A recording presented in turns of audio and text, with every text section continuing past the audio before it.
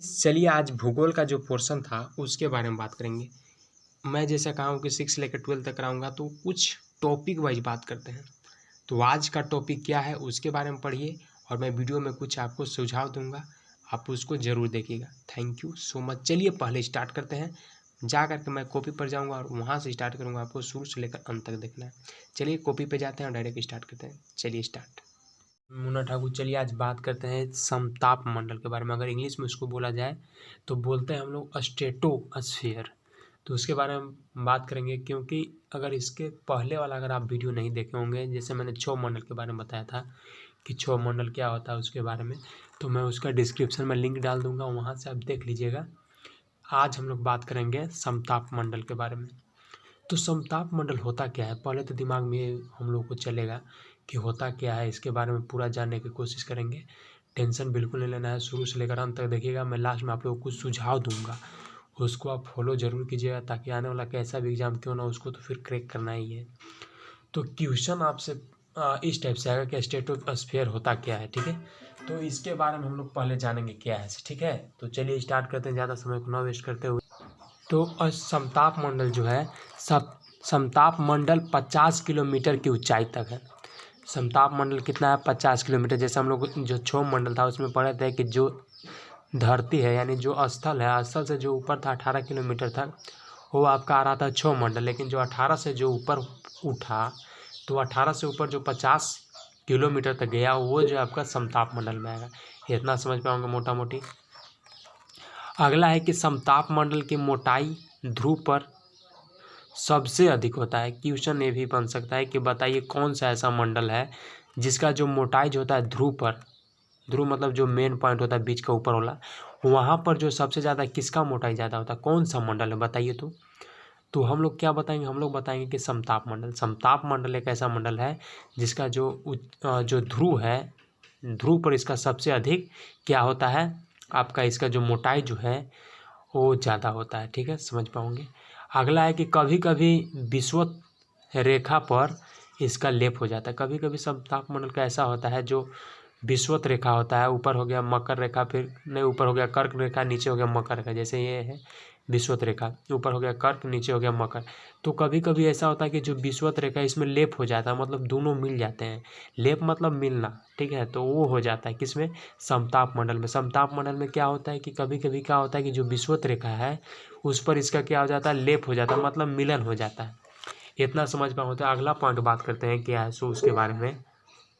अगला पॉइंट है कि इसमें जो है मौसम, जो आपका जो समताप मंडल है, इसमें क्या है कि इसमें जो मौसम जो घटनाएं होता है, जैसे आंधी हो गया, तूफान हो गया, बादल हो गया, गरजता है, कभी कभी कड़कता है, तो धूल कण जो है, कभी कभी जलवाष्प आदि सब, तो मतलब जितना मैंने अभी बताया वो सब क्या होता है, इसमें जो है इस टाइप का कोई भी प्रोसेस नहीं होता। जैसे हम लोग पढ़े थे क्षोभ मंडल में कि जितना आंधी तूफान हुआ, बादल गरजना वगैरह, ये सब जो भी कुछ था हम लोग पढ़े थे, वो सब आपका जो था क्षोभ मंडल में आता था, ठीक है।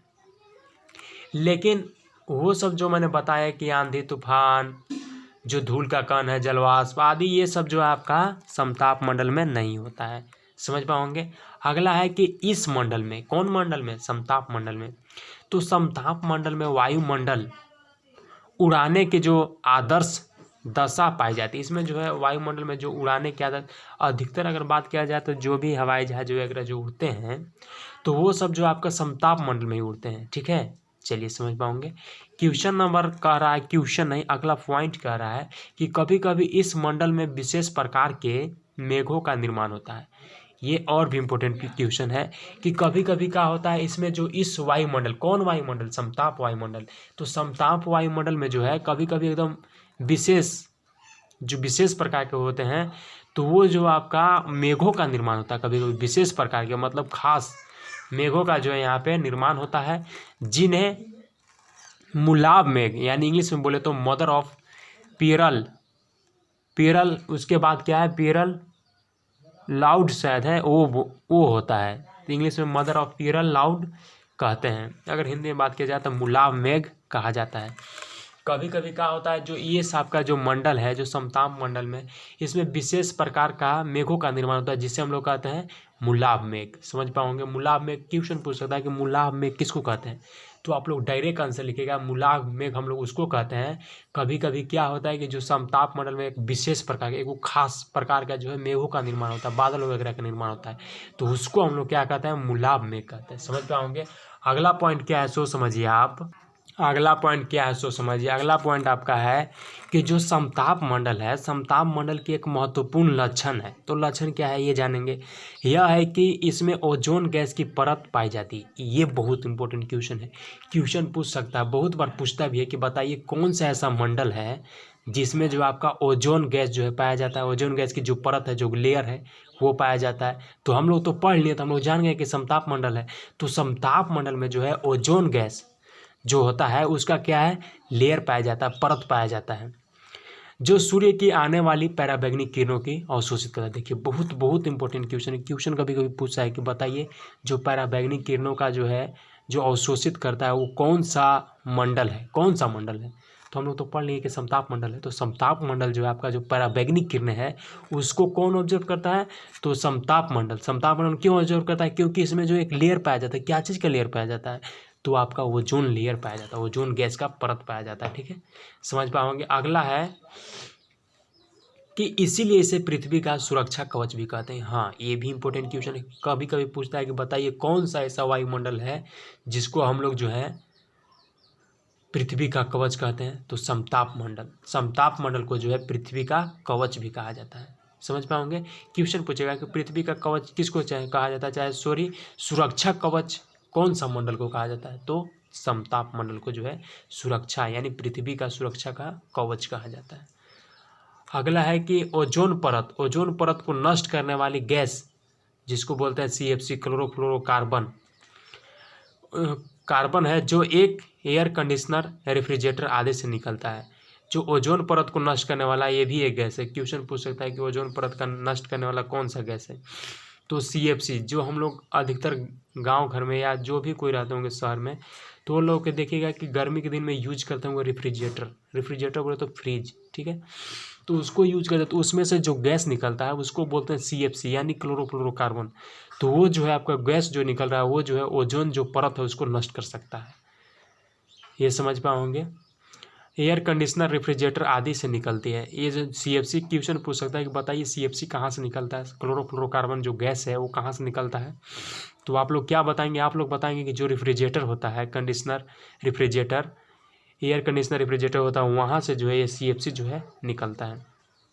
अगला क्या बात है वो समझिए। अगला बात का अगला पॉइंट है कि जो ओजोन परत है, ओजोन परत में क्षरण यानी CFC में उपस्थित सक्रिय क्लोरीन, एक्टिव जो क्लोरीन है CI के कारण होती है।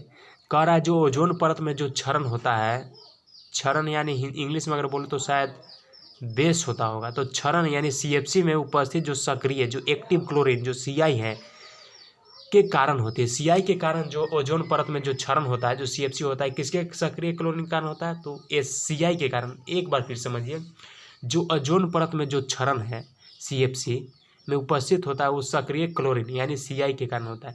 जो आपका CFC उपस्थित है ओजोन परत में वो किसके कारण होता है, तो CI के कारण होता है। ठीक है, अगला बात करते हैं। अगला पॉइंट क्या है सो समझिए। अगला पॉइंट आपका कह रहा है, क्या कह रहा है अगला पॉइंट किया, तो अगला पॉइंट ये कह रहा है कि जो ओजोन परत है, ओजोन परत की मोटाई मापने का, ओजोन परत जो मोटाई उसका मापने का हासन इकाई का प्रयोग किया जाता है। किसका इकाई किया जाता है, तो हासन, हासन है, हासन इकाई का जो है प्रयोग किया जाता है। तो आप लोग इतना तो समझ पाओगे, हासन इकाई का प्रयोग किया जाता है किसको मोटाई मापने के लिए, जो आपका ओजोन परत है उसको। देखिए मेरे हिसाब से तो हासन ही लग रहा है, हासन या हाप्सन होगा बस। तो एक बार आप फिर से कंफर्म हो जाइएगा तो आप लोग के लिए अच्छा रहेगा। तो अगला बात करते हैं, मेरे हिसाब से लग रहा है कि हासन ही होगा। अगला है कि अगला क्या है सो समझिए। अगला मैं बता देता हूँ। अगला पॉइंट क्या है सो देखिए आप। अगला पॉइंट कह रहा है कि जो इन नोट में मतलब इम्पोर्टेंट है, कुछ विद्वान थे वो ओजोन जो है ओजोन मंडल को एक अलग मंडल जो अलग मंडल मानते थे। कुछ विद्वान क्या मानते थे, जो ओजोन मंडल है उसको क्या मानते थे, एक अलग ही मंडल मानते थे। इसकी ऊंचाई जो है 32 किलोमीटर से 60 किलोमीटर के मध्य में मानते थे। जो कुछ कुछ विद्वान थे, थोड़े ज्ञाता लोग थे, तो वो सोचते थे कि जो ओजोन मंडल है वो विशेष टाइप का मंडल है, ठीक है, उसको अलग मंडल मानते थे। उसका अगर ऊंचाई के बारे में बात किया जाए तो वो लोग सोचते थे कि जो इसका ऊंचाई है 32 किलोमीटर से 60 किलोमीटर तक का है। ये सब वो सब जो थे विद्वान लोग वो समझते थे। तो आज का वीडियो यहीं पे मैं स्टॉप करूंगा। अगर वीडियो पसंद आए तो लाइक कमेंट सब्सक्राइब जरूर कीजिएगा। चैनल पर नए होंगे तो विजिट कीजिएगा, प्लेलिस्ट को देखिएगा। बस मेरा कहने का इतना ही मकसद था। Thank you so much.